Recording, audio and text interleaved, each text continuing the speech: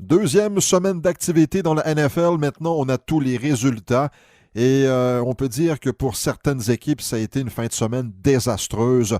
On a eu droit à toutes sortes de choses au cours de ce second week-end.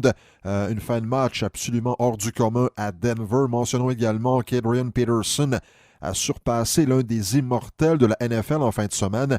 Et Antonio Brown s'est distingué à son premier match avec les Patriots. Mais oui, ce qu'on retient, entre autres, ce sont les blessures à Ben Roethlisberger et Drew Brees. Alors, on débute avec le premier match du week-end. C'était à Miami entre les Patriots et les Dolphins. Vous savez que les Patriots ont une fiche épouvantable à Miami. 2 victoires, 10 défaites depuis 2001. Ça dépasse l'entendement. Une telle équipe, avoir autant de problèmes là-bas.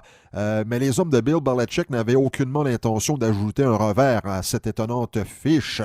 Alors, Brady a été fidèle à lui-même et Antonio Brown a inscrit son premier touché avec sa nouvelle équipe.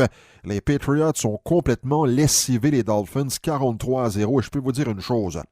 On a levé le pied parce qu'au deuxième et troisième quart, on a joué beaucoup au sol. On sait que de l'autre côté, c'était Brian Flores qui est maintenant, oui, à la tête des Dolphins. Mais lui, l'année dernière, il était coordonnateur défensif avec les Patriots. Et je pense que sans l'avouer, Bill Belichick n'a pas voulu humilier son ancien assistant. Arizona-Baltimore, bien les deux derniers gagnants du trophée Heisman s'affrontaient à Baltimore. Kyler Murray et Lamar Jackson ont combiné leurs efforts pour amasser plus de 600 verges par la passe.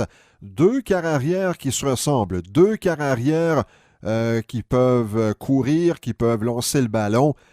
Mais oui, c'est bien beau là présentement. Là. Lamar Jackson avec 5 passes de toucher à son premier match la semaine dernière et Kyler Murray en a surpris plusieurs la semaine dernière également contre Détroit. Mais n'oublions jamais que ce sont deux bonhommes qui aiment courir et dans la NFL, un quart arrière qui court, ça fait son temps comme on dit. On va voir si les deux bonhommes seront capables d'améliorer leur jeu aérien pour éviter de les voir courir à gauche et à droite. 49ers Bengals, Jimmy Garoppolo a lancé 3 passes de toucher et les 49ers ont écrasé les Bengals 41-17. La performance de Matt Breida est également soulignée parce que le porteur de ballon des 49ers a gagné 121 verges au sol.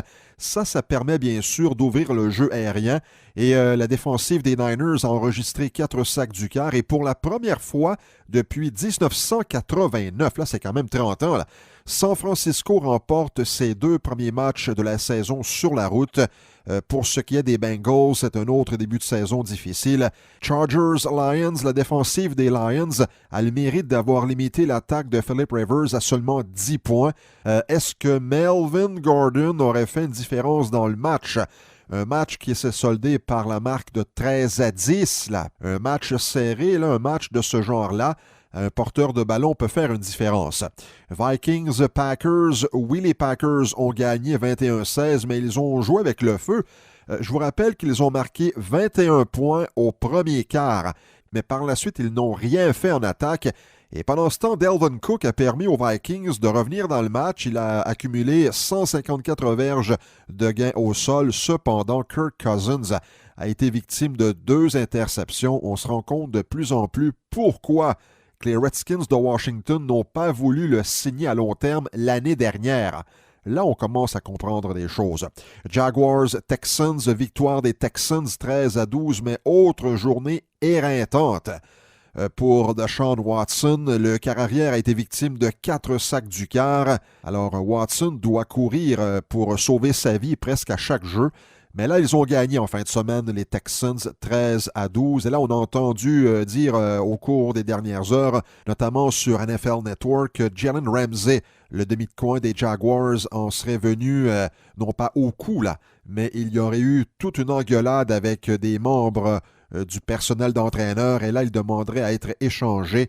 Bien entendu qu'un bonhomme de cette qualité pourrait attirer beaucoup d'équipes. Il y a beaucoup d'équipes qui seraient intéressées à acquérir ses services. Bills-Giants, je vous annonçais que les Bills auraient un dossier de 2-0 après les matchs du week-end. Eh bien, les Bills ont un dossier de 2-0. Victoire de 28-14 contre les Giants. Josh Allen a connu un bon match et la défensive n'a permis que 3 conversions de troisième jeu. Alors, la défensive des Bills tient le coup et l'attaque fait son travail. Seahawks, Steelers. Et là, je peux vous dire que les carottes sont cuites pour les Steelers. Dans les heures qui ont suivi cette deuxième défaite des hommes de Mike Tomlin, NFL Network a annoncé que la saison de Ben Roethlisberger est terminée. En raison d'une blessure au coude, il sera opéré ces jours-ci. La défensive des Steelers avait débuté le match sur la bonne note parce que Russell Wilson avait été victime de 3 sacs au cours des 15 premières minutes, mais l'attaque des Seahawks s'est ressaisie.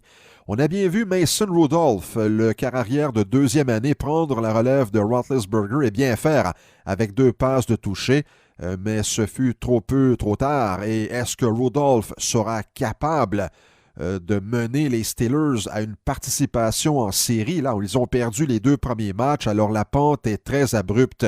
On peut dire également que Juju Smith-Schuster a surpassé Randy Moss pour devenir le plus jeune joueur à atteindre le plateau des 2500 verges de gains aériens.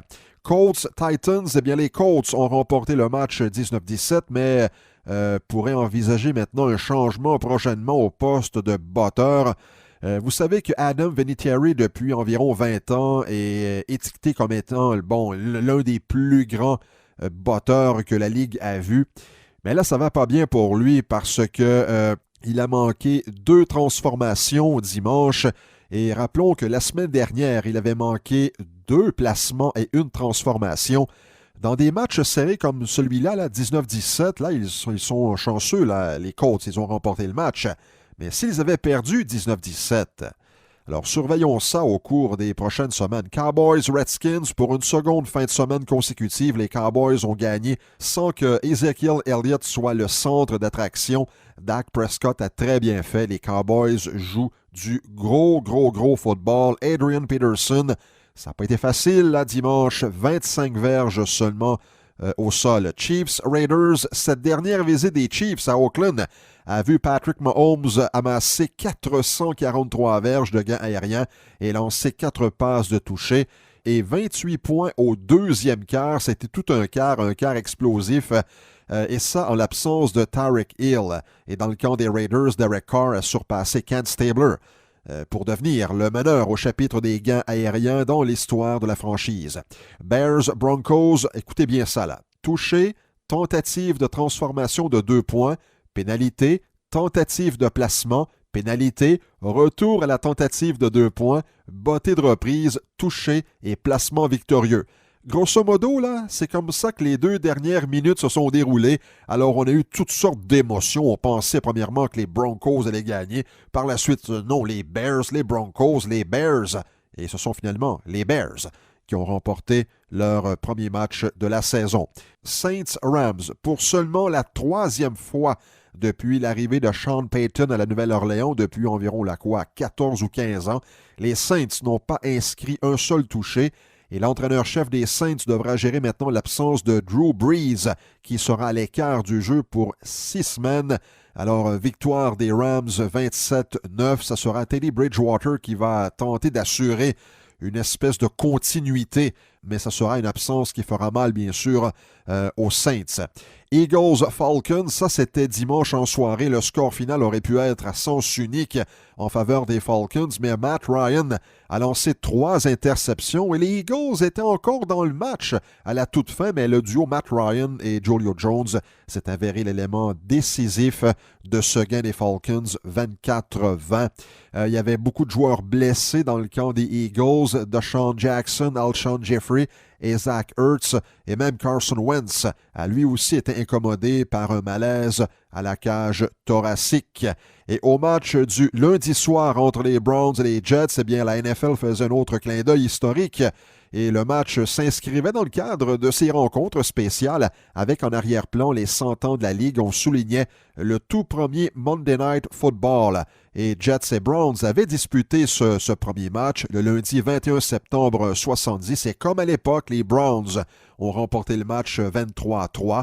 Chez les Jets, il n'y a pas grand-chose qui fonctionne. De plus, eh bien, les 4 prochaines semaines seront très difficiles parce qu'on va affronter 2 fois la Nouvelle-Angleterre, Philadelphie et Dallas. La situation pourrait rapidement passer de problématique à chaotique.